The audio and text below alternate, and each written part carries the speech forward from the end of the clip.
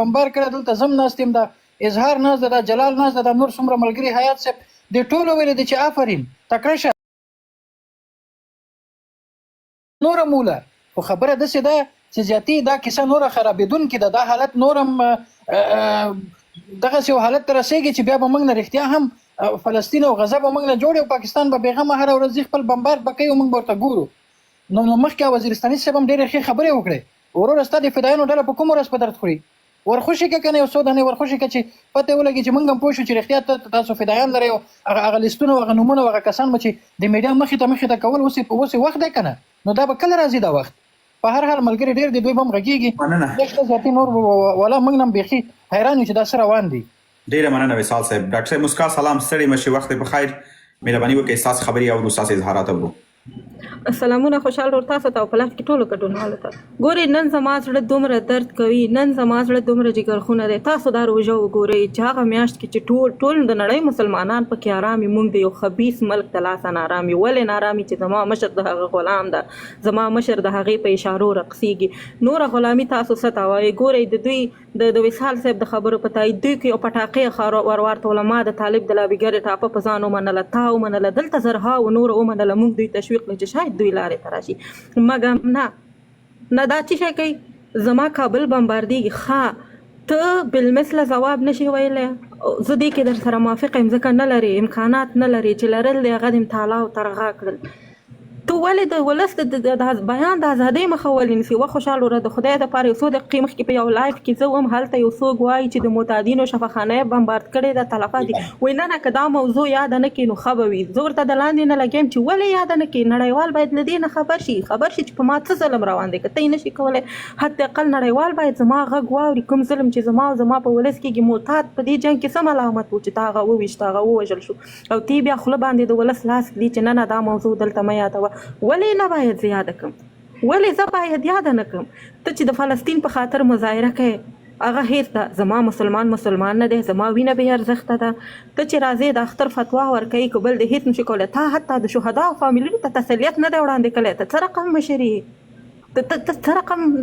مشر ځان ته وایي؟ ته په کوم حق راځې په ما باندې حکومت کوي؟ ستا که بل هېڅ نشي کولی، په رسنیو کې مصاحبې وکوئ. ستا زما سفیر دې ته تکړه دی چې پاکستان کې د نجونو سره عکس واخلي. ته زهر ولې نه خورې؟ تا ته شرم پکار ده، تا ته خجالت پکار ده. ستا ولس په څه حال ده؟ تا به هغې غونډه کې د ولس غږ پورته کړی وی چې دې ملک د لاسه زما روزګار داسې خراب ده، نه ته ځې د هغې د نجونو سره عکسونه اخلې. ته بیا میډیا سانسور کوي. هغه کس چې عکس واخلي، هغه کس چې تلفاتو شمېره ښکاره کوي، ته هغه زندان ته غورځوي، ته هغه تهدیدوي. تاسو د اختر وګورئ، تاسو زموږ د خلکو فقر او بیچارګي وګورئ، ته بیا د دې خلکو بمبارد پرې وګوره. وجدان څه شو، شرم څه شو، پښتونولي څه شوله؟ تا چې کومې انتحاریانې د جمهوریت وخت کې په کابل کې کړې وي، یوه تا خوا وکړه. ته راځې په غره باندې ناستې ډرون خوشي کوې په یو غیر مسلکي ساحه ورته ولې؟ هغه ګاز چې د وزیرستان نه تر پنجاب ځي 2 ټیلرې ورته ووله که نه، هغه پرې ولې نه نښه کوې؟ هلته دې سترګې کار نه کوي. په هغې مسایلو کې دې ځان ړوند اچولی دی، په هغې مسایلو کې مې ځانونه کوڼ اچولي. دوی فقط خپل 2-3 لابیګران میډیا ته راخوشي کړي دي، عام ولس پرې غولوي. دا صحیح دی چې موږ په جنګ کې ستاسو طرف ته ودرېدو. دا په ده معنا نه ده چې موږ د ولس وینه بې قدره ده او موږ بیا بل غږ نشو کولی، موږ اواز نشو پورته کولی. زما هیله د هر هغې چا نه چې داخل د افغانستان کې یو عکس باندې هم دریغ مه کوئ، میډیا ته یې راواستوئ. هغه کسان چې په میډیا کې مشهور دي په انبوکس یې دې ته راواستوئ، نشرول یې په موږ، زموږ د سر په بیه دې تمامه شي، موږ یې نشروو. دا اواز باید نړیوالو ته ورسېږي. نړۍ مننه خوشحال ورور. دې الفاظ زما خولې ته نه راځي. ډېره مننه. کور مودان انجینر صاحب حیا، تاسې هم ستړي مه شئ، په خیر راغلی. مهرباني وکړئ. بیا یادونه کوم که دا خبرې کمې سي ټولو ملګرو ته به نوبت ورسېږي. انجینر صاحب مهرباني وکړئ. سلامونه تاسو ته ټولو اورېدونکو ته. خوشحال صاحب تاسو معلومه ده او زما دریځ هم همدغه و، دغه څه وخت نه چې د افغانستان او د طالبانو منځ کې جنگ روان و. دا خبره ما کوله چې ګورئ په خپلو دوستانو ټاپې مه لګوئ. دا ټول ځوانان خویندې ورونه چې په دغه میډیا کې کینی او هغوی دلته خپل د زړه حال وایي او زړه خوالې تاسو سره کوي، د دې معنا دا نه ده چې خدای ناخواسته دوی د یا د وطن په دښمنۍ کې دا کار کوي یا د خارجي دسیسو د لاندې راغلي یا د څوک دوی ته پیسې ورکوي د پیسو په خاطر د دوی دغه خپل نظر دغه کوي. داسې نه وه او دا اوس دغه د ستاسو په دې سپیس کې ثابتېږي چې هغه خلکو د طالبانو ملاتړ دغه جنگ د پاره کوو خو نن بیا هماغوی راپاسېږي دا وایي چې ګورئ اوس نور بس دی هر څه چې شوي دي دغه لویه بدنامي موږ ته راوړېدلې ده چې په کابل بمبار شوی دغه لویه بدنامي افغانستان خلکو ته راوړېدلې ده او همدا کافي ده دې نه زیات نور کړېدل او کړول نه دي په کار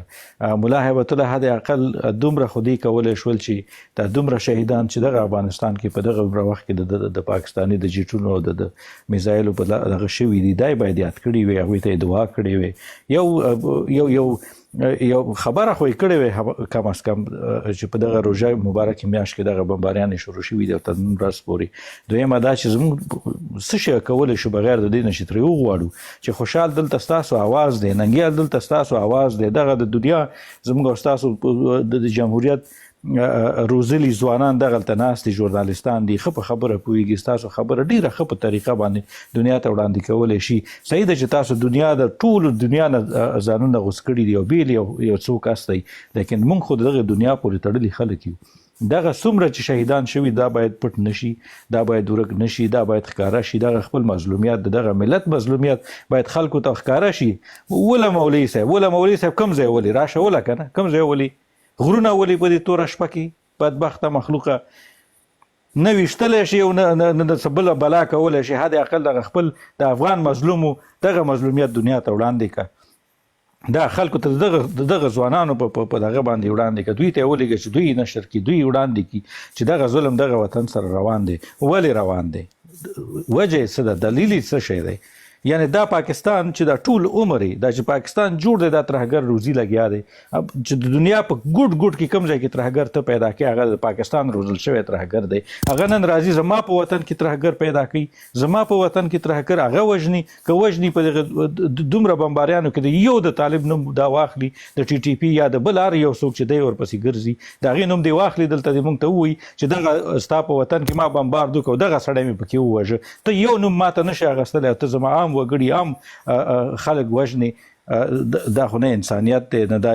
اسلام په خپل ځای کېدو حد اقل هغه انساني دغه نه دی مننه خوشحال صاحب انجینر صاحب شفیق کور ودان ګوري ښه زه یوه خبره واضحه کړم دلته سې موږ کوم طرف نیولی موږ د چا طرفداري نه ده کړې موږ د ولس طرفداري کړې موږ د پاکستان بریدونه غندلي دي او موږ د پاکستان خلاف غږ پورته کړی دی موږ د هیڅ ډلې د هیڅ چا طرفداري نه ده کړې او د هغه چا مو طرفداري کړی دی چې د پاکستان طرف ته یوه تیږه هم ویشتې ده او دا اوس هم کوو اوس موږ خبره کوو موږ اصلي خبره په دې باندې کوو چې وروره په دغه ملکی خلک چې شهیدانیږي دغه ارقام مه پټوئ هلته خلک پرېږدي چې راجګ سي پاڅونونه وکړي دا خلک خپل غږ پورته کړي خلک راوغواړئ لویه جرګه دایره کوي مشران د راجګ سي ښکاره دي چې خبرې دي وکړي اصلي خبره دا ده چې مشران چوپ دي خلک نه پرېښودل کېږي او د شهیدانو ارقام چې دا پټېږي اصلي ستونزه همدا ده چې په دغه جنګ کې نړیوال هم ځکه چوپه خوله دي چې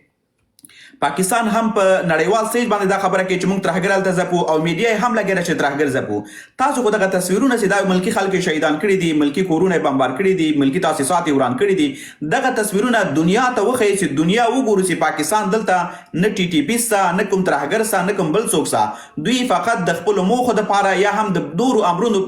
یا د نورو پروژو پلي کولو لپاره افغانستان د جګړې لپاره راغلي یا هم د دې لپاره راغلي چې افغانستان باندې فشار راولي تر څو خپلې غوښتنې ورباندې عملي کړي جلال جبار خیل صاحب مهرباني وکړئ ساس خبرې اورو سلامونه او نیکې هیلې احترامات ما خبرې په دې هیله چې رانه اوږدې نشي یو څه احساساتي یم خو زه غواړم اول دغه د پاکستان جګړې نه لږ مخکې یو دوه خبرې وکړم چې دا جګړه نه وه شروع نو دوی دا ټي ټي پي بهانه کوله که تاسو په یاد بار بار به دا ویلې چې په افغانستان کې ټي ټي پي ده موږ د ټي ټي پي مرکزونه ټارګټ کوو موږ د افغانستان د خلکو سره کار نه لرو او یوازې غواړو خپل هغه خلک یا خپل هغه دښمنان د منځه ویسو چې پاکستان کې ستونزې جوړوي تازه په کابل کې په کارتناو ساحه کې برید سوی را در سلو زیات هغه معتادین چې باید تداوی سوی وی علاج سوی وی هغه په شهادت رسېدلي بلې وتخیلو کې ده او په هغه کې هم کړی ده په شاه شهید کې هم کړی په شاه شهید کې هم کړی وتخیلو کې منظور مې دا شده وبخښئ ها صحیح په شاه شهید کې په ورته ډول برید شوی په نورستان کې کلی بمبار کړل کلی وسوځول په کونړ کې کلی بمبار کړل په خوست کې کلی بمبار کړل په سپین بولدک کې په ملکی وګړو باندې بریدونه وکړل په ننګرهار کې په ملکی وګړو باندې بریدونه وکړل دا اوس د کونړ څو کلی سیدي په کډوالۍ مجبور شوي په خوست کې مسجدونه بمبار کړل دا هغه څه دي چې دوی په خپلو خبرو کې دروغ ویلي وو چې دلته ټي ټي پي د موږ ټي ټي پي ختمه وو حقیقت دا و چې دوی په ملکی وګړو باندې بریدونه وکړل تاسو ته ښه معلومه ده چې په برمل کې د کرکټ لوبغاړي شهیدان کړل تاسو ته ښه معلومه ده چې په کابل کې د ښوونځي ښوونکي شهیدان کړل ښه معلومه ده چې د ننګرهار کې د یوې کورنۍ 18 غړي شهیدان کړل او دا اوس موږ راپورونه ګورو دغه د متعدینو اخري راپور ده چې د یو ساعت مخکې دوی دا کار کړی دا جنایت یې کړی ما په تیرو ورځو په ټلیفونو کې دا خبره کړې وه چې ټرمپ هغه خبره بار بار کوي چې موږ ته باید باګرام راکړي که رایم نه کړو موږ به تاسو ته بدې پیښې رامنځته کړو ټرمپ جدي ده هغه د امریکا رئیس جمهور ده هغه ټوکې نه کوي په نړیواله میډیا کې دغه ستونزې رامنځته کړې او موږ یې د دې عیني شاهدان یو پاکستان د ټرمپ پروژه اخیستې ده په افغانستان ټي پی په نوم باندې دوی شروع کړه اصل مقصد چې و چې دغه مخکې ما خبره وکړله په سیاسن کې ریاست ده د کشف ریاست ده دا برید د کشف په ریاست هم شوی ده د دوی هدف د کشف ریاست د منځه وړل و دغه بریدونه په لغمان کې د سیلاب قل اردو باندې دوی وکړل دغه بریدونه په پکتیا کې په تندر قل اردو باندې وکړه دا بریدونه د کابل په 111 فرقه باندې وکړه دغه بریدونه په میوند قل اردو په قندهار کې وکړل دغه بریدونه په بامیانو کې په کنډک وکړه په دارالامان کې په یو نظامی کنډک وکړه دا بریدونه د دې خاطر کې د کې دوه ګټې دي یو خو امریکا سدا هغه ګټه ترلاسه کوي چې دوی هغه کم وسایل د دوی نه پاتې دي وسلې پاتې دي هغه د منځ راړي سي بل پاکستان دا ګټه کوي چې افغانستان کمزوري کی پاکستان دا ګټه کوي چې افغانستان خپل نظامی قوت وبېلي د لاسه ورکی پاکستان په دې سیمه کې د ترهګرۍ ځاله ده څومره ترهګر چې په دې سیمه کې پیدا شوي دي ریښه پاکستان ته رسیږي همیش پاکستان ترهګرو ملاتړ کړی ترهګري جوړ کړي دي خپله د دفاع وزیر خواجه آصف په نړیواله میډیا کې ناست دا وایي 10 کاله موږ د امریکا او د برطانیې په خوښه باندې ترهګریزې ډلې وروزلې هم دوی پیسې راکولې موږ به ترهګر روزل نو که ټي ټي پي ده او کومه بله هره ډله ده دا به ریښه او د دې هغه بنیاد به بیرته پاکستان ته رسیږي د دې جوړونکی او د دې طرح به خپله پاکستاني اوس بله خبرداره چې پاکستان دغه بریدونه کوي دا نارملایز کوي دا ماس ډسټرکشن یعنی زه به اتا ټول خارم بمباروم ته به یوازې یو 2-3 ځلې اعتراض په ټیک ټاک کې وکړي ملت خو هسې هملته طالبانو درته محکوم کړی ده ته چې یو خبره وکړې طالب د زندان کې اچوي ته چې همدغه اعتراض وکړې طالب وخت ته پورته کړی بیا به په حوزه کې به دې شپه طالب پر ځای دی چې د خلکو د دې درد انعکاس وکړي نړۍ ته یې د درد ورسوي د بیان ازادي خلکو ته ورکړي د درد ازادي خلکو ته ورکړي د احساساتو ازادي خلکو ته ورکړي پر ځای د دې دا طالب کوشش کوي چې د خلکو درد لا پسې زیات کړي لا پسې د خلکو اعصاب خراب کړي لا پسې هغه غمیزه اوږده کړي دلته بله موضوع ډیره مهمه ده چې دا اوس په اروپایي پارلمان کې برسلز بلجیم کې د طالبانو مخالفین راټولیږي 2 ورځنۍ غونډه ده د پاکستان نه همدې د طالبانو مخالفینو غوښتنه کړې ده چې موږ ته هلته هم تاسو یو ادرس خلاص کړئ یو مرکز خلاص کړئ یو دفتر راته خلاص کړئ چې موږ فعالیت شروع کړئ طالبانو پر ضد ګورئ نړۍ موږ سره ټوکې نه کوي دا حالت سیدي دا جدي دي نړۍ په دې هڅه کې ده چې طالبان ریپلیس کړي د منځه ویسي او هغه خلکو ته دوی توجه زیاته شوې ده چې طالبانو پر ضد باندې فعالیتونه کوي او د هغې دلیل دا ده چې دغه 4 کاله نه زیات کیږي چې طالبانو ته ټوله نړۍ په شمول د افغان ملت دا خبره کوي چې تاسو یو ملي او ټول شموله حکومت جوړ کړئ داسې حکومت جوړ کړئ چې په هغې کې د وزیران رئیسان والیان ډیپلوماټان سفیران قمندانان څارنوالان دا د یوازې طالبان نه وي نور افغانان دیم وي یعنی ضرور نه ده چې هغه نور افغانان د طالبان اوسیږي هغه د خپلواک اوسیږي به یو بل فکر د اوسیږي ولې هغه هیواد خو د هغه ده باید نور خلک هم په دندو کې حق ولري بله خبرداره چې دوی واک انحصاري کړی ده هیڅوک دا حق نه لري چې هغه د وزارت خوب وګوري د ریاست خوب دی وګوري حتی د رئیس جمهوریت خوب دی وګوري ټول واک طالبانو سره ده د نړۍ دا اعتراض و چې دغه واک مه انحصاري کوئ بل د خلکو د بیان ازادي ما اخلي دا اوس د نن ورځ تاسو د دې شاهدانې چې د خلکو نه د بیان د ازادۍ حق اخیسته خلک نشي کولای چې خپل خبرې حتی وکړي بیا یې په نجونو باندې مکاتب وتړل دا یو ډیره سخته ضربه د افغانستان ملت ته دوی ورکړه دا تعلیم سدا دا بشري نړیوال حق ده په ملګرو ملتونو کې د ملګرو ملتونو په منشور کې هر فرد د دې حق لري د دې نړۍ چې هغه د زده کړو ته لاسرسی ولري طالبانو دغه اساسي حق د افغانستان د نجونو نه واخیسته، بیا د ښځو نه د کار حق هم واخیسته او ښځې د ټولنې نه حذف کړلې. دا هغه څه چې نړۍ او د افغان ملت پر دوی اعتراضاتو. بل اساسي قانون دوی جوړ نه کړ، بل دا چې دوی اقلیتونو ته په کوم شکل چې په کار و لازمه وه هغه حقوق دوی ور نه کړل. نو په داسې یو هیواد کې چې بیا سیمه هم له تا نه دا شکایت کوي چې تا هیواد د ترهګرو په زاره بدل شوی ده، طالبان چې دا بقا نه لري. طالبان به د منځه وړل کیږي او د دې د له منځه وړلو لپاره پاکستان، اروپایي اتحاد، امریکا او د سیمې هیوادونه په یو خوله دي. نور حالات مبهم نه دي، نور پټ نه دي. موږ خو د عامو افغانانو په توګه چې د موږ وس نه رسیږي، ټول کوشش هم دی چې د پاکستان دا جنایتونه، دا بریدونه، دا وحشتونه او دا رذالتونه وغندو، دوی په وړاندې ودرېږو، خپل غږ پورته کړو. خو ولې حقیقت دا ده چې د طالبان دغه ظلمونو په څنګ کې طالبان هم په ورته ډول په افغان ملت ظلم کوي. هغه کوم اساسي حقوق دي د هغې نه طالبانو افغانان محروم کړي دي. که چیرته طالبانو دا جرأت وکړه چې د افغانستان ملت ته رجوع وکړي، یو ملي اجماع رامنځته کړي، یو ملي حکومت رامنځته کړي چې د هغه ملي حکومت بیا د نړۍ له خوا نه په رسمیت وپېژندل سي، خلک خپلو اساسي حقوقو ته ورسیږي، د دې ډېر احتمال شته چې دا حالات بدل سي. خو که چیرته طالبان په دا خپله خبره او خپل دریځ باندې باقي پاتې سي، د طالبانو زوال لرې نه ده. د دې ډېر احتمال شته چې د امریکا او اروپایي اتحادیې له خوا نه د هغو ټولو ډلو ملاتړ وسي چې هغوی د طالبانو پر ضد یا جګړه کوي او یا سیاسي فعالیت کوي. په نورو هیوادونو کې به دوی لپاره دفترونه، نړیوال مطبوعات او چې څومره هم د نړۍ د افغان سیاسونو غوښتنې دي هغه به ورته پوره کړي، او په هیواد داخل کې چې چیرته دوی جګړه کوي هلته به ورسره د پیسو او وسلو کومکونه شروع کړي.